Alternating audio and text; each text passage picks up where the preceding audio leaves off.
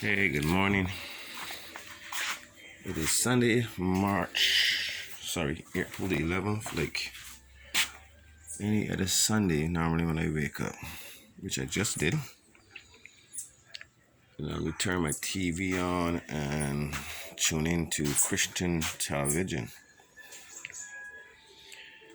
It's one day after we got the ash fall from the volcanic eruption in St. Vincent. I'm just doing a short video to pretty much show all you guys, friends, family, those of you who vacation in Barbados, what island, what's been happening with the volcano eruption in St. Vincent, and how it has affected us down here, the sister island to St. Vincent, Barbados. Well, from my perspective, this video will just focus on my particular area. I am sure that lots of other people will be putting out videos to show what's happening in their area. So this is my residence. I've been watching quite a lot of what's been happening with the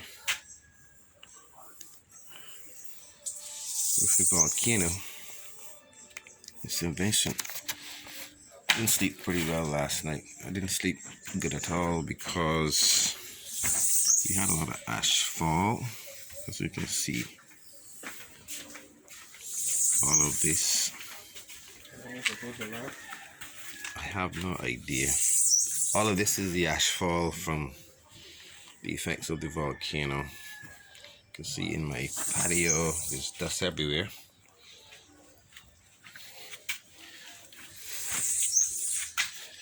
Well, it's been a pretty interesting year thus far. You know, there's also active volcanoes happening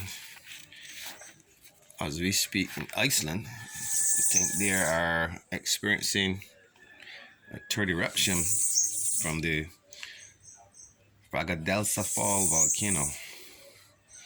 And what's interesting to me is that the difference between Iceland is a very big country. Lots of land space, unlike Barbados. We are only 166 square miles. You know, St. Vincent is 133 square miles. As you can see, all of this is the ash fall from last night's episode, and the rain came down while I was sleeping. So my area, as usual, is flooded out. So everything just looks really dirty. As you can see, this is my car. Ash everywhere. But as I was saying, yeah, Iceland is having their eruptions.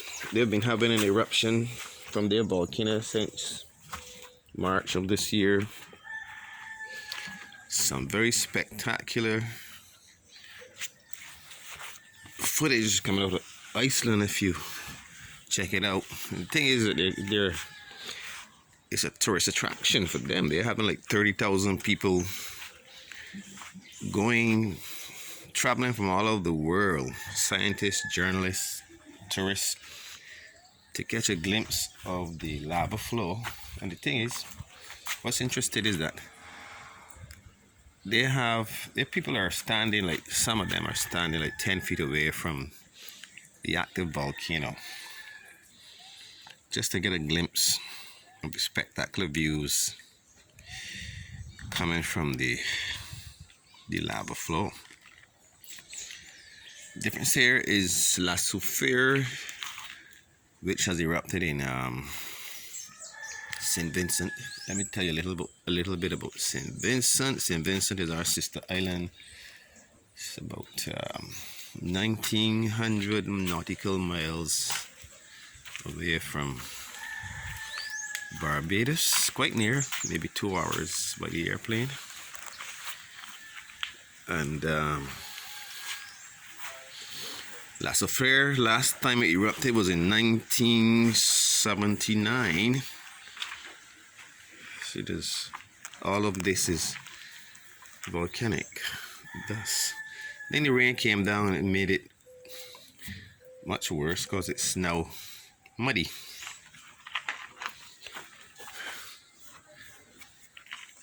So La Soufriere started to erupt just a couple days ago, as a matter of fact, and it intensified and it erupted on Friday with some very large plumes going like 25,000 feet in the air. You know, being we're so close to St. Vincent, those plumes have affected us greatly, sending ash fall all across Barbados. Yesterday was particularly worse. I could have seen from my security cameras how it was falling last night. So you know, there's no point being outside when this ash is falling, because it's very dangerous. Sulfuric acid, breathing in sulfuric acid can be dangerous, especially it's very irritating to your lungs. It can cause quite a lot of discomfort in your respiratory problems. But as I was saying, so the volcano erupted in La Soufriere last night, Friday, sorry, and we got all the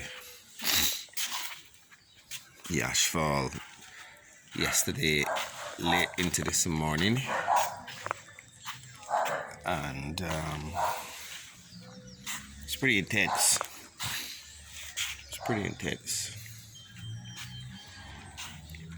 St. Vincent is a small island, a little smaller than Barbados, 133 square miles actually, 80 miles long, 11 wide, 100,000 people, 20,000 people that were directly in what they call the red zone had to be evacuated. And I think currently they are on cruise ships waiting to be transported to either neighboring islands like Barbados and St. Lucia. Well, this is what it looks like in my area. You can see all the cars are completely covered with the ash fall from last night. Boy, this is gonna take a lot of cleaning up. Lots of cleaning up to do.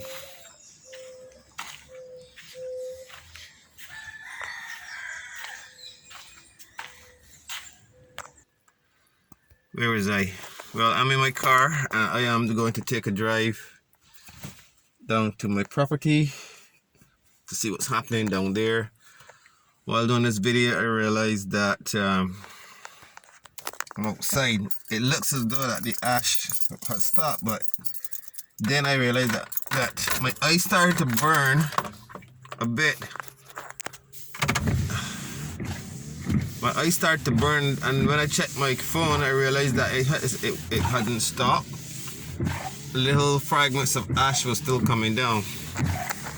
so I had to go inside and put my mask on. So I'm gonna go to my house and see what's happening, and you know, give you an update on what's happening in other areas. This is a little bit frustrating.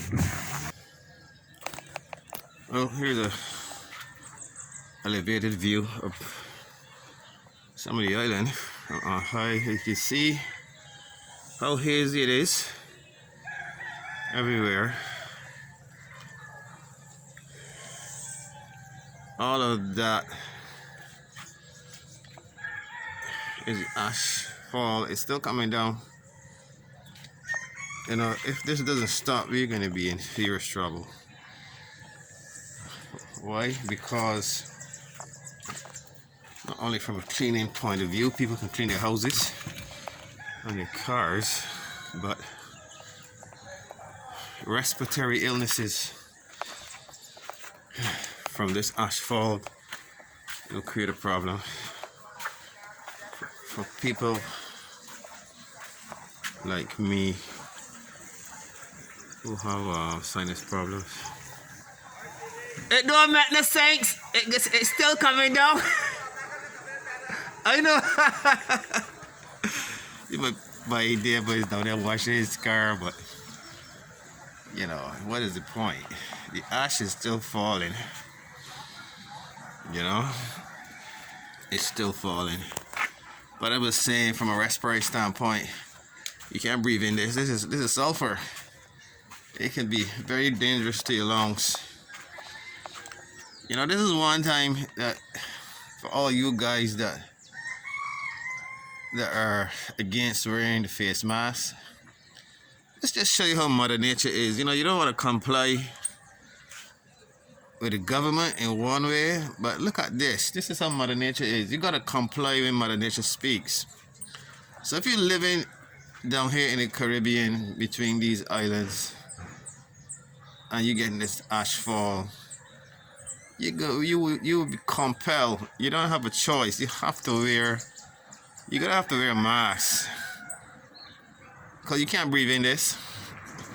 The whole place, the entire place is muddy. Everywhere is muddy. The roads are muddy. And when the rain came down last night, and the rainfall made it worse. It just made it worse, you know, because now everything is just so sooty and muddy, and but society, they rather remain in this.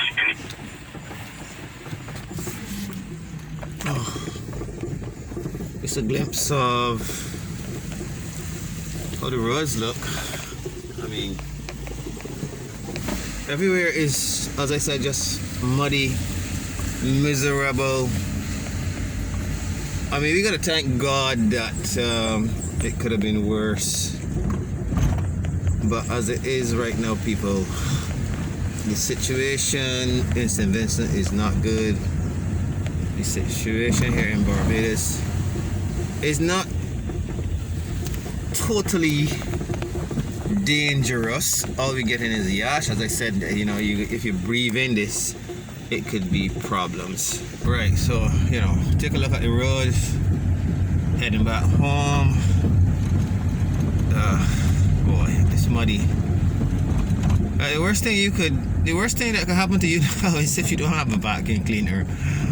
That's my problem. I broke my vacuum cleaner. Just decided it's not gonna work anymore 2 weeks ago. So, damn. You know, there's little bit fragments of ash coming into your house. If you live in a wooden houses, and wooden houses don't tend to be sealed like a wall house, right? Ash is gonna find its way in some of the cracks and crevices. As I was saying, the good thing about this is two things. One, we are not in we're not in January and February months, which sees wind speeds. We get the northeast trade winds, and it's very windy. Then it's very windy. So if this was January or February when it was that windy, when we had 15-20 miles of wind, 30 miles of wind come across the island, well, you know, this ash will be blowing, and then definitely it will get into your house. Especially if I say you have a board house, right? A wall house. It will get into your house. But the situation now in the Caribbean, in Barbados, is that we are in what? It's spring, and the wind speeds are almost non-existent. There's no wind. If you can check the trees, let me see. If you look at the trees here, nothing is blowing. There's no wind, right? So with this ash plume that is 25-30,000 feet hovering over Barbados, it's going to stay there for a while because the wind is not pushing it, right? So it looks like we're going to be in this ash fall for quite some time, for the long haul, until Soufriere finally decides to go back to sleep, so to speak. Why? I can't imagine this, you know, having this ash falling on the island for another 2 days or 3 days. This is craziness. In '79, I was a teenager, very small boy, when Soufriere erupted. The situation was quite different because we didn't get any ash like this. What we got is the compounded material was like a fine sand, and it fell. It didn't go on for days either. So all you had to do is go and you pretty much swept down your area from the sand. So I'm back at home. It's drizzling a little bit. Is that good? Is that bad? Might be good. At least it would keep down the dust. But boy, it sure is a miserable Sunday. Well,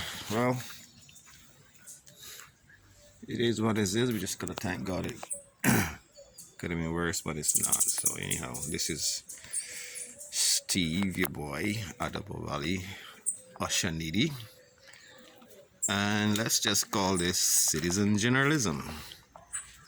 Look, this is my Alamander. Boy, you guys have a good day.